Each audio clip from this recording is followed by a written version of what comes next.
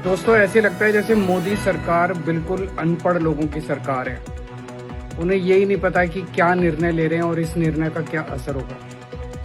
इन्होंने गन्ने की खेती को इथेनॉल बनाने के लिए डाइवर्ट किया और इथेनॉल को पेट्रोल में मिलाना चालू कर दिया। बोले इससे पेट्रोल बचेगा, और पेट्रोल बचेगा तो फॉरेन एक्सचेंज बचेगी, विदेशी मुद्रा बचेगी, जो हम विदेशों से तेल आयात करने के लिए खर्च करते हैं।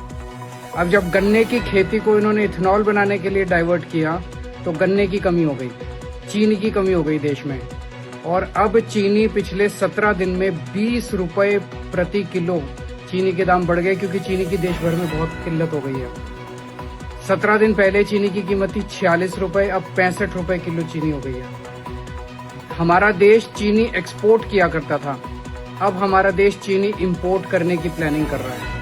तो क्या बोले कि तेल के ऊपर जो फॉरेन एक्सचेंज जाता था उसको बचत करने के लिए इथेनॉल बनाया, और अब उस फॉरेन एक्सचेंज को हम चीनी को इंपोर्ट करने के लिए खर्च करेंगे। एक तरफ देश को दुखी किया कि इथेनॉल वाला पेट्रोल जो है उससे लोगों की गाड़ियां खराब हो रही है, माइलेज खराब हो रही है, और दूसरी तरफ लोगों को अब चीनी महंगी खरीदनी पड़ रही है। तो ये एक डिसीजन लेते हैं, इनको यही नहीं पता कि इस डिसीजन का क्या असर होने वाला है। जब इन्होंने शुगर केन को, गन्ने को इथेनॉल प्रोडक्शन के लिए डाइवर्ट किया तो इनको सोचना चाहिए था ना, भाई इतना गन्ना इथेनॉल के लिए जाएगा तो चीनी कहाँ से बनेगी, चीनी कहाँ से आएगी।